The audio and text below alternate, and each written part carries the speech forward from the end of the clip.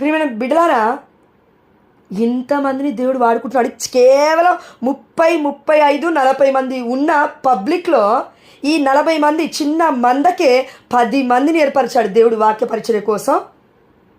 మరి ప్రపంచం మొత్తము కూడా అమ్మ అవసరత ఉంది. నీకు నాకు ఒకవేళ ఎవరైనా మన కుటుంబంలో తల్లి చనిపోతే తండ్రి పట్టించుకోకపోతే, తండ్రి ఎంత ప్రేమించినా కూడా తల్లి స్పర్శని ఇవ్వలేడు, అవునా? కానీ యేసయ్య ఇస్తాడు, దేవుడు ఇస్తాడు. మరియ తల్లి స్పర్శను కూడా దేవుడు ఇస్తాడు. కానీ ఇక్కడ మనం ఒకటి గుర్తుపెట్టుకోవాలి, శిష్యులకి ఆనాడు యేసుప్రభుల వారు వెళ్ళిపోతున్నాడు, మోక్షారోహణమై వెళ్ళిపోతూ ఉన్నాడు. వెళ్ళిపోయిన క్షణము నుండి అంతకు ముందు నుండి కూడా యేసుప్రభుల వారితో పాటు అమ్మ మరియ తల్లితో పాటు అక్కడ కొంతమంది స్త్రీలు, అక్కడ ఉన్న వాళ్ళందరూ అపోస్తలులు, శిష్యులు అందరూ కూడా ఇదిగో వారితో పాటు ప్రయాణం చేశారు, నడిచారు. ఎక్కడికైతే అక్కడికి పరిచయకి వెళ్తూనే ఉన్నారు యేసయ్యతో పాటు. అయితే పేతురుని మనం ఏమంటున్నాము, పేతురు కాదు, యోహాను గారిని మనం ఏమంటున్నాం అంటే దేవుడి ప్రియమైన శిష్యుడు. దావీదు గారిని మనం ఏమంటున్నామంటే దేవుడి యొక్క హృదయానుసారుడు. ఒక ప్రవక్తని, ఒక రాజుని, లేదంటే ఒక యోహాను గారి అపోజల్ని, ఒక డిసైబుల్ని, ఒక శిష్యుని దేవుడి ప్రియమైన బిడ్డ, దేవుడి ప్రియమైన బిడ్డ, దేవుడి ప్రియమైన బిడ్డ, నిన్ను నన్ను కూడా.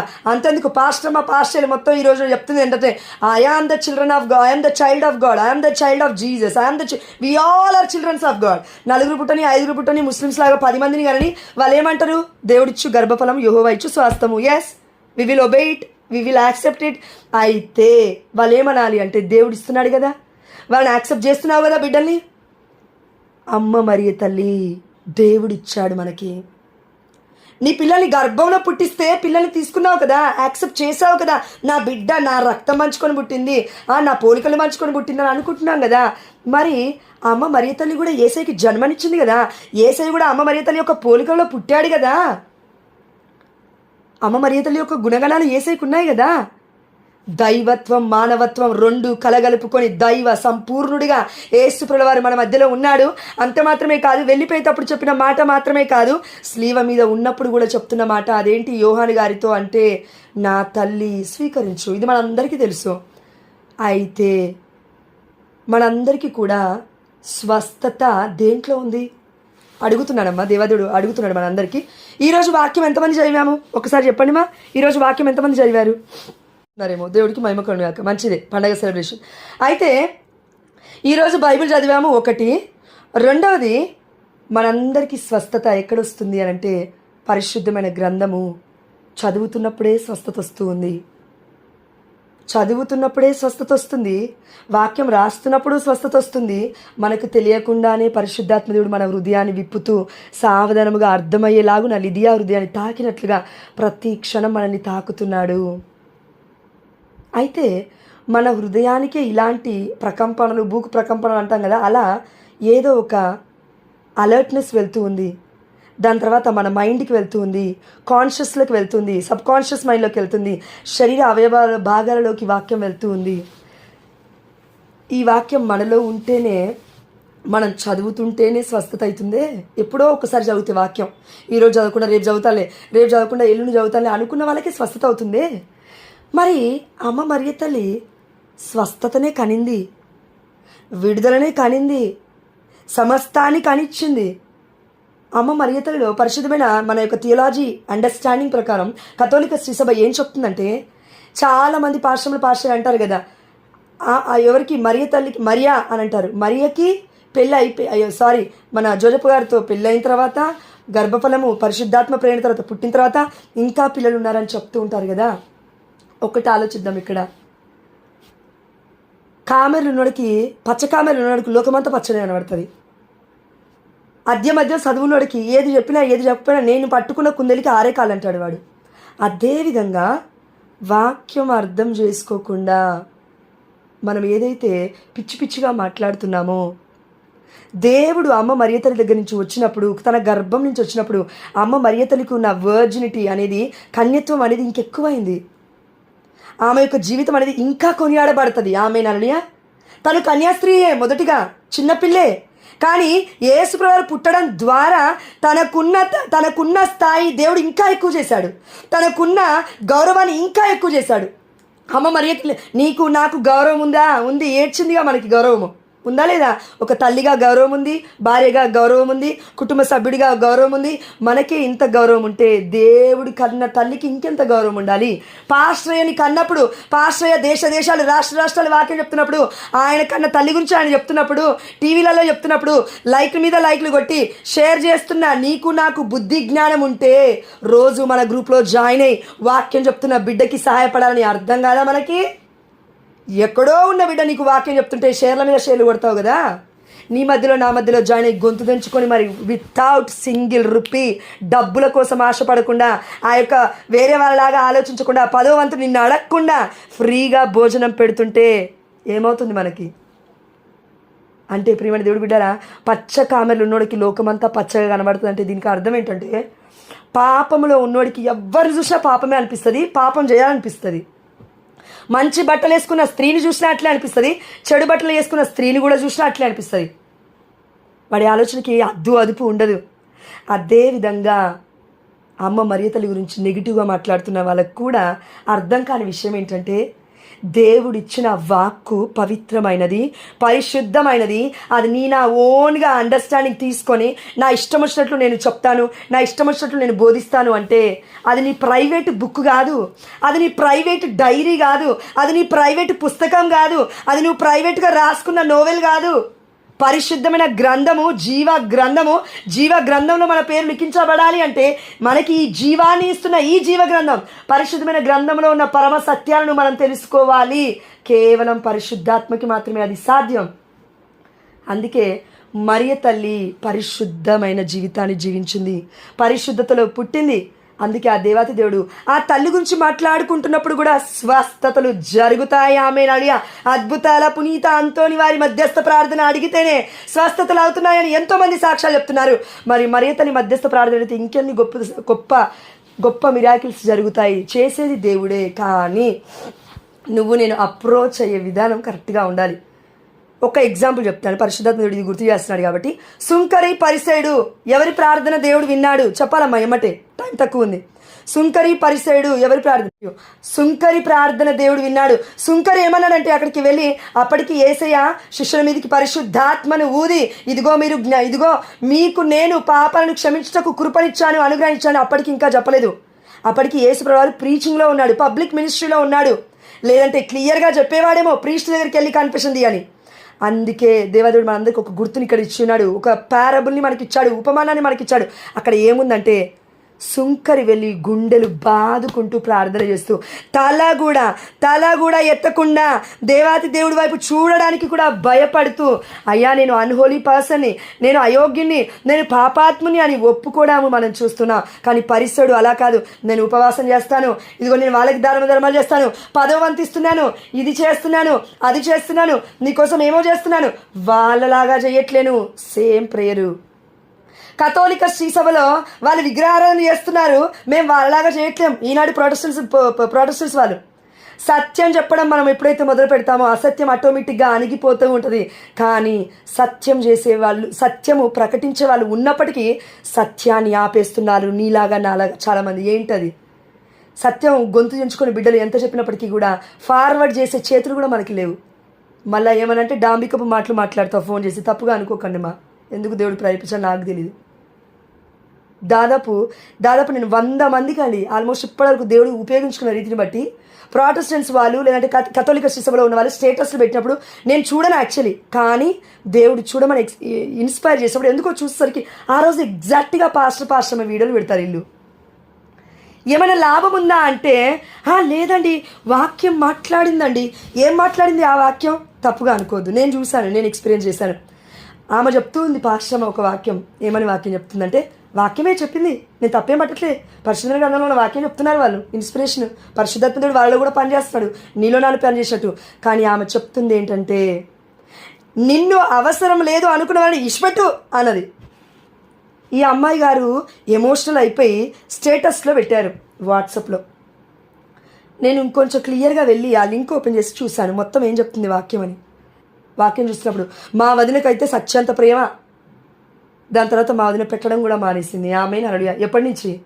మా అన్నయ్య చెప్పి చెప్పి చెప్పి జోష్నేం పరిచయం చేస్తుంది, నువ్వేం పరిచయం చేస్తున్నావు, అదేమో గొంతు చేర్చుకొని చెప్తుంది, నువ్వేమో నెగిటివ్గా చేస్తున్నావు అని ఎన్నోసార్లు పక్కనే ఉన్నాం. అమ్మ నేను మా వదిలిని బ్యాడ్ చేయట్లేను, కానీ అసత్యంలో మనం అందరం ఉన్నాం. నేను కూడా ఒకప్పుడు అసత్యంలో ఉన్నాను. దేవుడు ఇప్పుడు కూడా నన్ను సత్యంలో నడిపిస్తున్నాడు. ఇప్పుడు నిన్ను కూడా గ్రూప్కి పిలిచింది సత్యంలో నడిపించడానికే.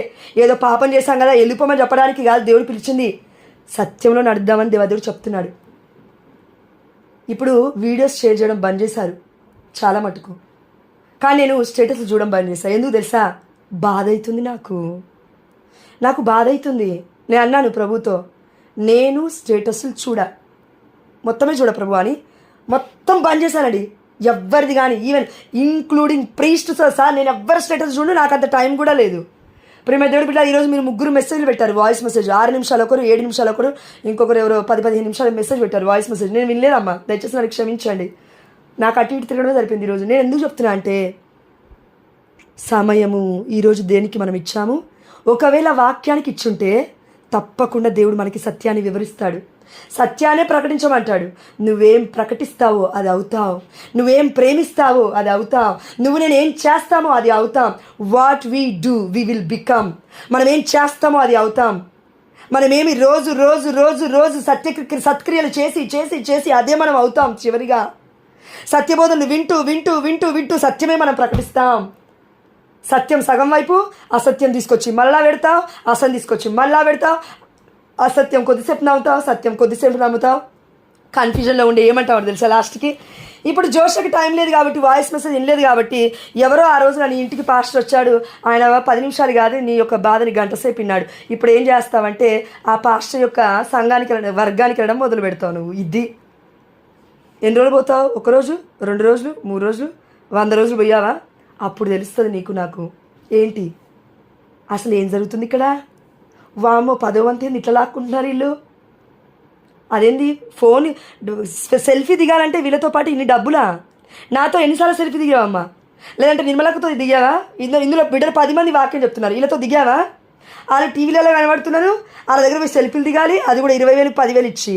పిచ్చి పట్టింది మనకి. అవునండి, మన చేతిలో ఉన్నదాని వాల్యూ మనకు అర్థం కాదు. మన చేతి దగ్గరే ఉన్న మన భర్త యొక్క విలువ మనకు అర్థం కాదు. మన చేతిలోనే ఉన్న పిల్లల విలువ మనకు అర్థం కాదు. లేని దాని గురించి అమ్మో ఉంటే బాగుండు, అమ్మో ఉంటే బాగుండు, అమ్మో ఉంటే బాగుండు. మరియ తల్లి నీలాగా నాలాగా అసంతృప్తికరమైన జీవితాన్ని జీవించలే. ఎందుకు? నిష్కలంక మాత హృదయం. సామెతల గ్రంథం 4వ అధ్యాయం 23వ వచనం. అయిపోయిందమ్మా 5 నిమిషాలు. సామెతల గ్రంథం 4వ అధ్యాయం 23వ వచనం అనుకుంటాను. నీ హృదయమును అన్నిటికంటే ముఖ్యముగా పదిలపరుచుకొనుము, నీ జీవన గతికి మూలాధారం అదియే. శరీరం మొత్తము బ్యాడ్ హ్యాబిట్స్తో, మందుతో, ఆల్కహాల్తో, సిగరెట్తో, పొగతో, కామపు వీడియోలతో వీటన్నిటితో నింపుతున్నప్పుడు మొత్తం మలినమైపోతాం మనం. అదేవిధంగా అపరిశుద్ధమైన అసత్యమైన మాటలతో మనం నింపబడుతున్నప్పుడు అసత్యంగానే మారతాం. నువ్వు అది రియలైజ్ అయ్యేలోపు పరలోక రాజ్యం వెళ్ళాల్సి వస్తే, ఒకవేళ దేవుడు ఈరోజే పిలిస్తే చచ్చిపోయి మనం అందరం తప్పకుండా పరలోక రాజ్యం వెళ్ళాం. ఎందుకు? నేను నా బిడ్డను మీ ముందుకి పంపించాను, కొట్టి చంపేశారు, సత్యాన్ని కూడా మీరు ప్రకటించలేదు. ఓ ఇదిగో దేవదేవుడు అంటూ ఉన్నాడు, ఓ అవివేకి ఈ నైట్కే నీ ప్రాణం తీస్తే ఏం చేస్తావు అంటే దానికి అర్థం ఏంటండి? కేవలం డబ్బు గురించేగా దేవుడు మాట్లాడేది. అసత్యాన్ని ఎంతమంది అయితే పట్టుకున్నామో, ఎంతమందిని అసత్యాన్ని ప్రకటిస్తున్నామో, నన్ను దేవదేవుడు ప్రశ్నిస్తున్నాడు. ఆన్సర్ చెప్పాలి మనం ఈ రోజున. నీకు ముఖం నచ్చలేదా? సత్యం చెప్తున్న బిడ్డలది చూడకు, ఇచ్చిపెట్టు. వాయిస్ వినబుద్ధి కావట్లేదా? సరే ఇచ్చిపెట్టు. దేవుడు పరిశుద్ధాత్మ దేవుడు నీకు చెప్తున్నాడు కదా, కళల ద్వారా దర్శనాల ద్వారా నీతో ఏం మాట్లాడుతున్నాడు చెప్పాడు కదా ఆల్రెడీ. ఎన్నిసార్లు చెప్పమంటావు దేవుడికి? విధేయత చూపించవా? విధేయత చూపించకూడదా? దేవుడు నీకు నాకేం చెప్పాడు? ఏం అడగమని చెప్పాడు? ఎందుకు మనం దేవుడు చెప్పిన పని చేయట్లేం? దేవుడు చెప్పిన పని చేసినప్పుడు విడుదల ఉంటుంది అందులో. ఆమేన్ హల్లెలూయా. దేవుడు చేసిన కార్యము ఆ యొక్క టెస్టిమనీ మనం పంచుకున్నప్పుడు విడుదల వస్తుంది. ఆమేన్ హల్లెలూయా. అప్పటి వరకు నీకు నాకు ఒక డౌట్ ఉంటుంది, అమ్మో నాకో కాదని. ఎప్పుడైతే నువ్వు నోటితో ప్రొక్లెయిమ్ చేసావో, నోటితో టెస్టిఫై చేసావో, in the name of Jesus we will receive the healing right now Lord. Amen hallelujah. ప్రియమైన దేవుడు బిడ్డలారా, ఎప్పుడైతే మనం నమ్మి విశ్వసించి అప్పుడు దాన్ని ప్రొక్లెయిమ్ చేస్తామో, అది మన పట్ల దేవాతి దేవుడు గొప్ప కార్యాన్ని 30 దింతలుగా 60 100 100 దీవిస్తాడు. కేవలం మరియ తల్లి గురించనే కాదు, యేసయ్య సువార్త గురించే కాదు, పరిశుద్ధమైన గ్రంథంలో ఉన్న ప్రవక్తల గురించి మాట్లాడుతున్నప్పుడు కూడా మనకి స్వస్థత అవుతుంది. ఆమేన్ హల్లెలూయా. ప్రియమైన దేవుడి బిడ్డలారా, పొద్దున్న లేచి ప్రార్థన చేస్తున్నప్పుడు ఏలియాను ఆవహించిన అదే ఆత్మ నన్ను ఆవహించునుగాక అన్నప్పుడు పరిశుద్ధాత్మ దేవుడు ఎందుకు దిగొస్తున్నాడు?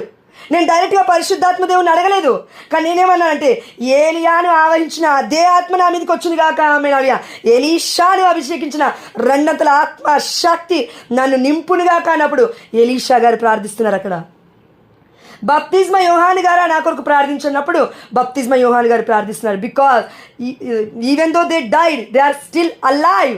There prayers are very powerful then human beings because they are spirit in heaven. వాళ్ళు ఆత్మలో ఉన్నారు.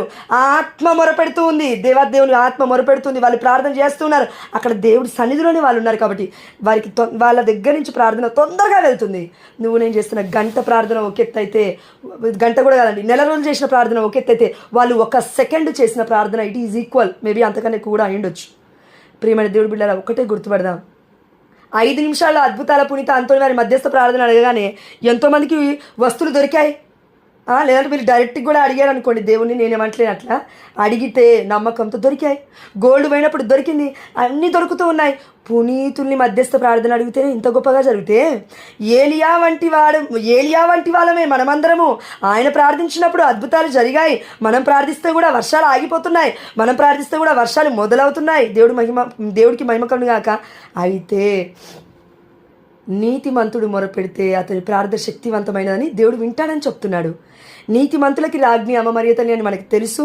ఈరోజు పునీతుల పండుగ జరుపుకుంటున్నాము. అద్భుతాల పాదువాపురి అంతోని వారి యొక్క పండుగను ఆ యొక్క పునీతుల పండుగకి జరుపుకుంటున్నాము. ఆ పునీతుడికి కూడా అమ్మ మరియ తల్లి అమ్మ. ఆనాడు అపోస్తులందరికీ అమ్ముంది.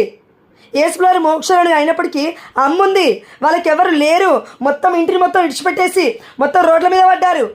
పైన గదిలో ప్రార్థన చేసుకుంటున్నారు. అమ్మ వండి పెడుతుంది, అమ్మ చేస్తూ ఉంది, అమ్మ చూస్తూ ఉంది, కన్సోల్ చేస్తుంది. అందరినీ గ్యాదర్ చేసి ఆ యొక్క పెంతెకోస్తు పండుగ రోజున పరిశుద్ధాత్మ కోసం ఇన్వొకేట్ చేస్తూ ఉంది.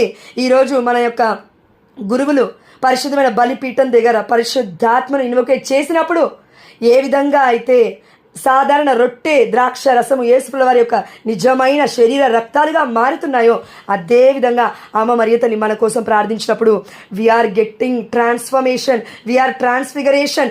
మనము యేసయ్య ముఖపోలులోకి మారిపోతున్నాం, యేసయ్య రూపురేఖలోకి మారిపోతున్నాము. ఇది ఎలా జరుగుతుందంటే కేవలం ఒకటే, అమ్మ మరియ తల్లి ప్రార్థిస్తుందని మనం విశ్వసించినచ్చో. అమ్మ మరియ తల్లి గర్భం నుంచి వచ్చాడు యేసయ్య అనే విషయం ఒకటి. హృదయములో కపటం ఉంటే దేవుడు వరింపడు అని సొలొమోను జ్ఞాన గ్రంథం 1వ అధ్యాయం 7వ వచనం సెలవిస్తూ ఉంది. అంటే హృదయంలో కపటం లేదు అమ్మకి, నీలాగా నాలాగా లేదు. హృదయ శుద్ధి కలవారు ధన్యులు, వారు దేవుని దర్శింతురు. మత్తయి సువార్త 5వ అధ్యాయం 8వ వచనము.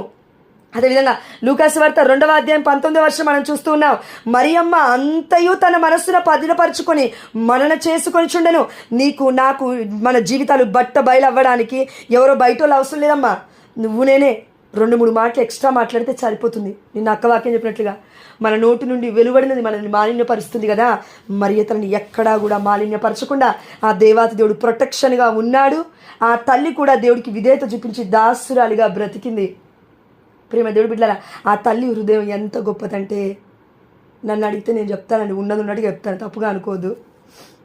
ఒకప్పుడు ఏ విధంగా అయితే ఇంటర్మీడియట్ నుంచి వచ్చినప్పుడు నేను నా వెనక ఎవరో వచ్చేవాళ్ళు నేను చాలాసార్లు దివ్యవన్లో కూడా సాక్ష్యం చెప్పాను. దేవుడికి మహిమ కలుగును గాక. అయిపోయిన తర్వాత మళ్ళీ ప్రార్థన చేస్తున్నప్పుడు ఆవే ఆవే ఆవే మరియా. పండగ అయితే 3 పూట్లు మంచి తింటాంగా, చికెన్ మటన్ వండుకొని, ఈరోజు పండగ కదా ఒక 5 నిమిషాలు ఇవ్వండి, ఏం కాదు, దేవుడు గొప్పగా దీవిస్తాడు. కాబట్టి ప్రియమైన దేవుడు బిడ్డలారా, ఆ పాట పాడుతున్నప్పుడు అమ్మ మరియ తల్లి యొక్క స్పర్శ, అమ్మ మరియ తల్లి యొక్క ఉనికి, అమ్మ మరియ తల్లికి వచ్చిందని, తన యొక్క కొంగు తాకుతుందని, తన మ్యాంటిల్ మనతో ఉందని నాకు చాలాసార్లు దేవాదేవుడు ఏదో ఒక విధంగా వ్యక్తపరుస్తూనే వచ్చాడండి. దేవుడు వ్యక్తపరుస్తూ వచ్చినాడు. ఎందుకంటే దేవుడు కృప కావాలి మనం అర్థం చేసుకోవాలంటే. ఎందుకంటే దే ఆర్ హెవెన్లీ బీయింగ్స్ కదా. పరలోక రాజ్యం దేవుడిది, వాళ్ళది కాదు, పునీతులు వీళ్ళందరూ దాన్ని కాదండి. పరలోక రాజ్యం దేవుడిది.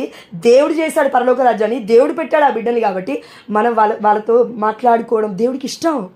మనం వాళ్ళతో మాట్లాడడం దేవుడికి ఇష్టం. వాళ్ళతో సంభాషణ, ఆ యొక్క డైలాగు కలిసి ఉండడం మనకి దేవుడికి ఇష్టం.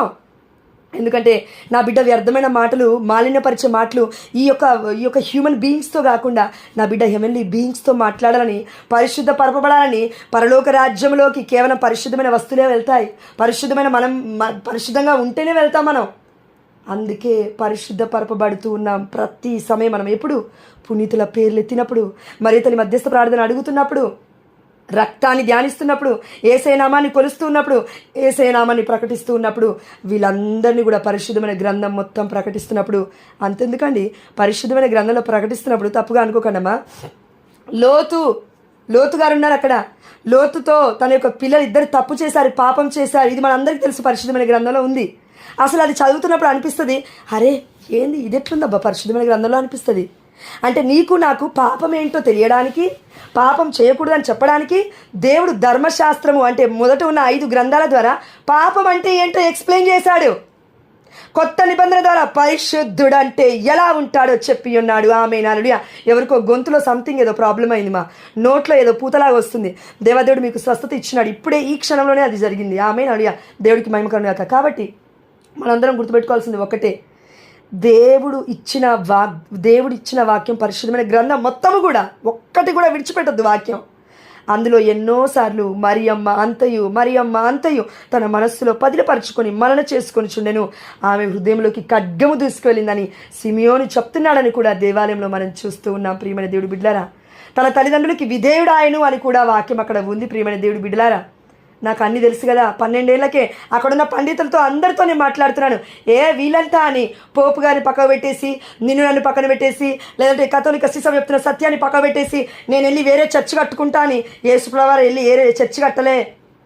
పేతురు మీదనే కట్టాడు, మనిషి మీదనే. ఎందుకు? కథోలిక శిశబ, క్రైస్తవులని అప్పటి నుంచే పిలువబడుతున్నారు అపోస్తల కార్యం నుంచి. కాబట్టి దేవుడికి తెలుసు కాబట్టి, అందుకే ప్రియమ దేవుడి బిడ్డలారా, అప్పటికి కూడా వ్యత్యాసం చూపిస్తున్న యెరూషలేము దేవాలయం కూడా మొత్తం కూల్చేశాడు దేవుడు చిత్తానుసారంగా. ప్రాఫెసీ నెరవేరింది. ఎందుకు? అప్పటి వరకు ఈ యొక్క యూదులు, వీళ్ళు ఎవరైతే ఉన్నారో ధర్మశాస్త్ర వీళ్ళందరూ ఏమనుకుంటారంటే, ఇదిగో ఈ దేవాలయమే మనకి సమస్తము, ఈ దేవాలయంలో ఏమైతే వస్తున్నాయో ఇవన్నీ తిందాం 10వ వంతు, ఈ దేవాలయంలో ఏ గొర్రెలైతే వస్తున్నాయో, గొర్రె పిల్లలైతే బలిస్తున్నారో అవన్నీ తిందాం, మోసం చేద్దాం, అందరి దగ్గర లాక్కుందామని వాళ్ళు 24 గంటలు వాళ్ళ యొక్క దృష్టి ఎప్పుడు కూడా కానుకల మీదనే. అందుకే వాళ్ళ బ్రతుకులు అలా ఏడ్చాయి. కాబట్టి దేవుడు ఏం చేస్తాడంటే వారి మధ్యలో ఉన్న విగ్రహారాధన తీసేశాడు. ఏంటి ఆ విగ్రహారాధన? టెంపులే దేవుడు అంటున్నారు. ఇప్పుడు టెంపులే, ఓన్లీ టెంపుల్ ఈజ్ గాడ్ అంటున్నారు. మనమేమంటాం అంటే Catholic church is the head, Jesus is the head of the church. Body ఎవరంటే మనమందరము చర్చ్ అంటున్నాము. కానీ ఆనాడు వాళ్ళు ఉన్నారు కదా, వాళ్ళు ఏమన్నారంటే దేవుడు చర్చే, ఆ యొక్క ఏమంటారు యెరూషలేము దేవాలయమే మాకు దేవుడు అనుకున్నారు వాళ్ళు. అందుకే యేసయ్య వచ్చి, ఇదిగో అబ్రహాం కంటే నేను ముందున్నాను, బప్తిస్మ యోహాను కంటే నేను ముందున్నాను, అయ్యో తన కుమారుని పంపించాడు నేనే ఆయన అంటుంటే వాళ్ళెవ్వరు కూడా వినకుండా ఏం చేస్తున్నారు? బట్టలు జించుకొని అంటూ ఉన్నారు, దైవ దూషణ చేస్తున్నాడు ఈయన అంటున్నారు. ఆల్రెడీ ప్రవచనాలు చెప్పినవి అన్నీ ఎక్కడ పెట్టారు? ఓ పిచ్చోళ్ళారా అని ఎమ్మావాసు ప్రాంతానికి వెళ్తున్న ఆ 2 వ్యక్తులతో యేసుప్రభువారు మాట్లాడుతూ ఉన్నారు. ఓ అవివేకులారా, ఆ ధర్మశాస్త్ర గ్రంథము, ప్రవక్తల గ్రంథమును అర్థము చేసుకొని ఓ మందమతులారా, మీకు అర్థం కావట్లేదు ఆ వాక్యము? నేను బ్రతికే ఉన్నాను, నేను దేవుణ్ణి, నేను వస్తాను, ప్రవచనాలు ఉన్నాయి, అవి నెరవేరాయి అని నేను చెప్పాను కదా అని యేసుప్రభువారు నొక్కి వక్కానిచ్చి చెప్తూ ఉన్నారు. వాళ్ళ కళ్ళు తెరవబడింది కేవలం దివ్య సప్రసాదం తీసుకున్నప్పుడు మాత్రమే. అది కూడా యోగ్యకరంగా యేసయ్య చేతుల ద్వారా తీసుకున్నప్పుడు మాత్రమే. పాస్టరయ్య చేతుల ద్వారా తీసుకున్నది దివ్య సప్రసాదం అని నువ్వు అంటావేమో కానీ నేను అనను. ఎందుకంటే దే ఆర్ నాట్ ప్రీస్ట్, వాళ్ళు ప్రీస్ట్ కాదు. అమ్మ మరి ఇతని మనం అంటూ ఉన్నాము గురువుల రాజ్ఞి, యాజకుల రాజ్ఞి. కాబట్టి ప్రియమైన దేవుడి బిడ్డలారా, ఈ వాక్యంలో ముగింపు ఏంటి అంటే, నీకు నాకే హృదయం కాపాడుకోవడం ఎంత ఇబ్బందిగా ఉంది కదా. నిన్ను నన్నే ఎవరైనా వచ్చి ఏదైనా మాట అంటుంటే, వామ్మో శోధకుడు వచ్చేసాడు, శోధన వస్తుంది అని ఎమ్మటే ప్రేయర్ రిక్వెస్ట్లు పెడతాం కదా. పెట్టొద్దని నేను చెప్పట్లేదు, మామూలుగా చెప్తున్నానమ్మా అని అంటాం కదా. మరి తనకి శోధనే రాలేదా? మరి తల్లి ఎంత భయం గుండా, ఎంత బాధ గుండా, ఎంత ఒత్తిడి గుండా ఎల్లుండొచ్చు తన గర్భంలో ఉన్న కుమారుని కాపాడుకోవడానికి. ఎన్ని భయంకరమైన ప్రయాణాలు చేసింది అమ్మ మరియ తల్లి. నువ్వు నేను హాస్పిటల్కి వెళ్ళాలంటే కిలోమీటర్ ఉన్నా కూడా నడిచి వెళ్ళాం. ప్రెగ్నెంట్ ఉమెన్స్ కార్ కావాలి, క్యాబ్ కావాలి, లేదంటే ఆటో కావాలి, లేదంటే సేఫ్ డ్రైవింగ్ తీసుకెళ్ళేటోళ్ళు కావాలి. కిలోమీటర్ కూడా నడవం. దివ్యమైన బలిపూజ ఉందంటే అర్ధ కిలోమీటర్ కూడా నడవం. లేదంటే పక్కనే మాలాగా ఉంటే కూడా నడవం. 2-3 కిలోమీటర్లు ఉన్నా నడవం. 10 కిలోమీటర్లు ఉన్నా నడవం. ఆనాడు 15 కిలోమీటర్లు, 100 కిలోమీటర్లు, ఎన్నో కిలోమీటర్లు నడిచి నడిచి నడిచి నడిచి దివ్య సప్రసాదం తీసుకొని చచ్చిపోతే చాలా ఆ రోజు అని అనుకున్నారు పునీతులు. అప్పట్లో బస్సులు లేవు, అప్పట్లో ఇవన్నీ లేవండి. షార్ట్ కట్ మొబైల్ లేదు. నువ్వు రా, నన్ను పికప్ చేసుకో, నేను వస్తాను, నన్ను డ్రాప్ చేయి, ఇవన్నీ లేవు. నీకు నాకు అన్నీ ఉన్నాయి. ఇప్పుడు మళ్ళీ ఏమనంటే పరిచర్య నా వల్ల కాదు, మళ్ళీ ఏమంటే అమ్మో నా వల్ల కాదు బైబిల్ చదవడం. వాళ్ళందరి యొక్క బ్రతుకులు వాళ్ళు కోల్పోయి అమ్మ మరియ తల్లితో సహా చూడండి. అందరూ ఒకటి గుర్తుపెట్టుకుందాం, ఒకటే మాటమ్మ. అదేంటంటే వీళ్ళందరూ పునీతులందరూ మార్టర్స్, వాళ్ళందరూ చనిపోయారు, చంపబడ్డారు, కత్తులతో కోయబడ్డారు కదా. కానీ మరియ తల్లి కోయబడలేదు, మరియ తల్లి చంపబడలేదు. ఎలా? మామూలుగానే మరణించింది. అయినప్పటికీ ఎందుకు అమ్మ మరియ తల్లిని దేవుడు పరలోక భూలోక రాజ్ఞిగా ఎందుకు ఎత్తాడో మనకు అర్థం కావట్లేదా? She is ever virgin. Mother Mary is ever virgin. They are not virgins, right? వాళ్ళు వర్జిన్స్గా లేరేమో. ప్రవక్తలు వాళ్ళు వర్జిన్స్గా లేరు. ఎంతమంది పెళ్లి చేసుకోలేదు. పాత నిబంధన నుంచి కొత్త నిబంధన వరకు ఎలాంటి జీవితాన్ని వాళ్ళు గడించారు. దాని తర్వాత దేవుడు పిలిచిన తర్వాత పరిశుద్ధంగా జీవించారు. మరియా మగ్దలేనమ్మ గారు 7 దెయ్యాలతో పీడింపబడుతుంది. సమరయస్తి 6 భర్తలు ఉన్నాడు. 7వ భర్త అయిన యేసయ్య దగ్గరికి వచ్చినప్పుడు ఎన్కౌంటర్ అయినప్పుడు తన బ్రతుకు మారింది. ప్రియమైన దేవుడు బిడ్డలారా, అమ్మ మరియ తల్లికి ఏ పాపం అంటలేదు. ఆమె హృదయానికి స్టెయిన్, ఆ చిన్న మరక కూడా లేదు. ఒకటే ఎగ్జాంపుల్ చివరిగా పరిశుద్ధాత్మ దేవుడు గుర్తు చేస్తున్నాడు. నువ్వు నేను ఈరోజు నా కిచెన్ రూమ్లో ఉండి పని చేస్తూ వంట వండుతున్నప్పుడు ఎలాంటి సామాన్లు ఉపయోగిస్తున్నాం? స్టెయిన్లెస్ స్టీల్ అంట, స్టెయిన్లెస్ అంటే మరక అంటకుండా, ఎక్కువగా జిడ్డున్నా కూడా ఎమ్మటి తోమగానే పోవాలి అది ఏదైనా సరే. మళ్ళీ వాడే మిషన్లలో కూడా అన్ని వాషింగ్ మిషన్లో ఇవన్నిట్లో కూడా తొందరగా మురికిపోవాలి. మురికి గురించి ఎంత ఆలోచిస్తున్నామే, ఇంట్లో ఉన్న డస్ట్బిన్ గురించి అంత ఆలోచిస్తున్నామే, ఇంట్లో కరెక్ట్ ఒక పడక మంచిగా వేయకపోతే కరెక్ట్గా సర్ది పెడతామే. మరి నా హృదయం తలంపులు ఎలా సరి చేసుకోవాలని దేవాదేవుడు మరియ తల్లిని చూపిస్తూ మనకి చెప్తూ ఉన్నాడు. నా తల్లి అతి పరిశుద్ధురాలు. నా తల్లిని ఎంచడానికి ఏ పాస్టర్కి జ్ఞానము లేదు. ఇసుమంతయు కూడా వీళ్ళకి జ్ఞానము లేదు.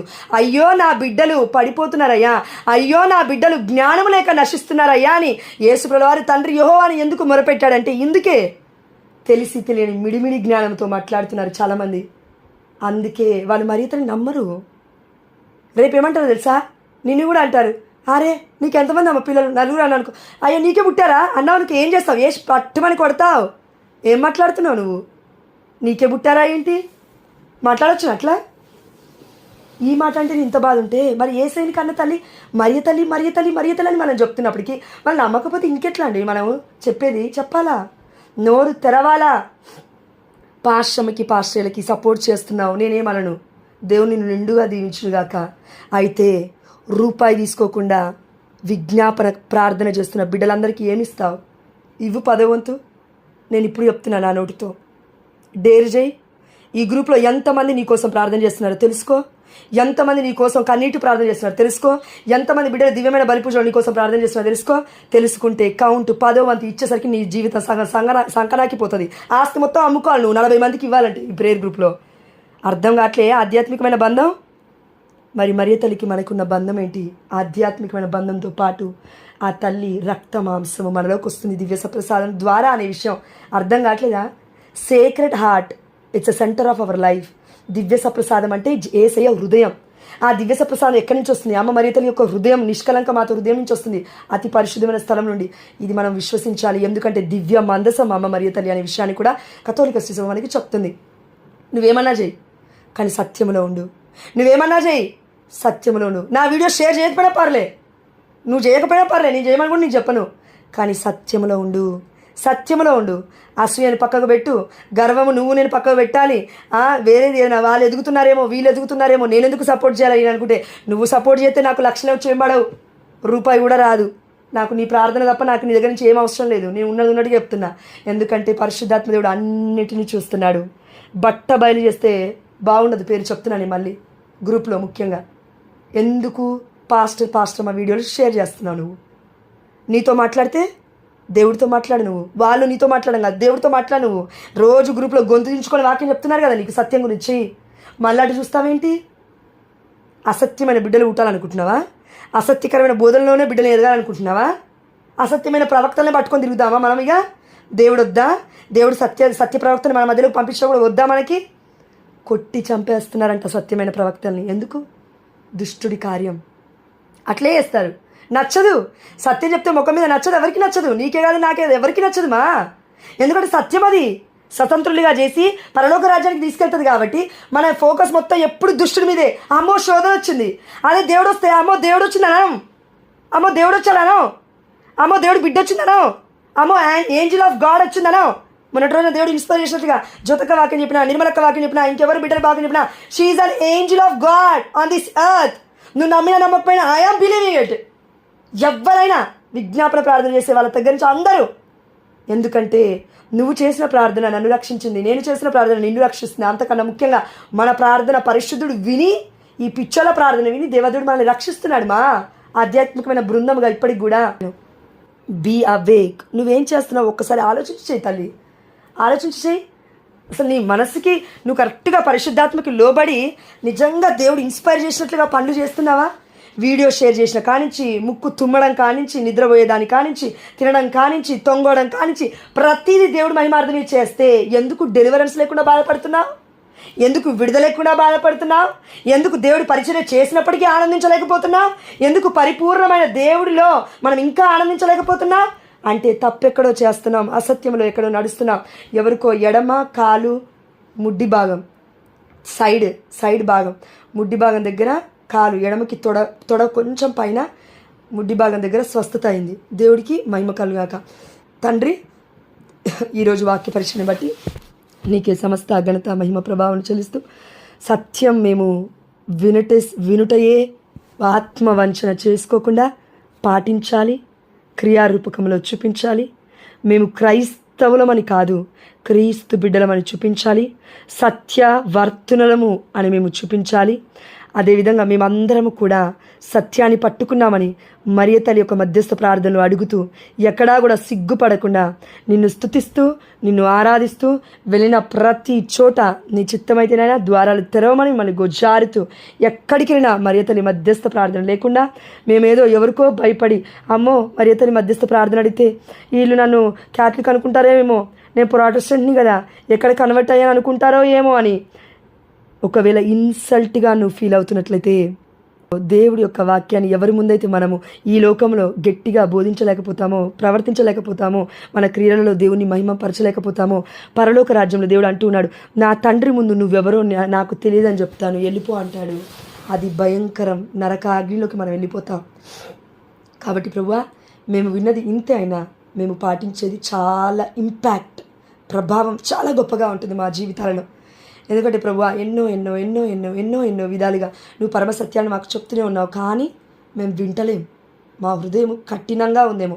అమ్మ మరియ తల్లి యొక్క నిష్కలంక మాత హృదయము ఏ విధంగా అయితే స్పందించే హృదయంగా ఉందో, వాక్యాన్ని ఇంకా ఇంకా ఇంకా దాహముతో నేర్చుకునే హృదయంగా ఉందో, నిన్ను కనే హృదయముగా ఉందో, నీలో రోజు రోజు పుట్టే హృదయముగా ఉందో, అయా అలాంటి హృదయాన్ని మా అందరికీ దయచేయమని మా అమ్మ మరియ తల్లి నిష్కలంక మాత హృదయ మధ్యవర్తిత్వ ప్రార్థన ద్వారా, అద్భుతాల పాదువాపురి అంతోనియ వారి యొక్క నాలుక మధ్యవర్తిత్వ ప్రార్థన ద్వారా, నజరేయుడైన యేసు అతి పరిశుద్ధమైన నామములో మేము అడిగినవన్నీ ఆల్రెడీ పొందుకున్నామని విశ్వసిస్తున్నాము మా ప్రియ పరలోకపు తండ్రి. Amen. Hallelujah. Thank you Jesus. Praise you Jesus.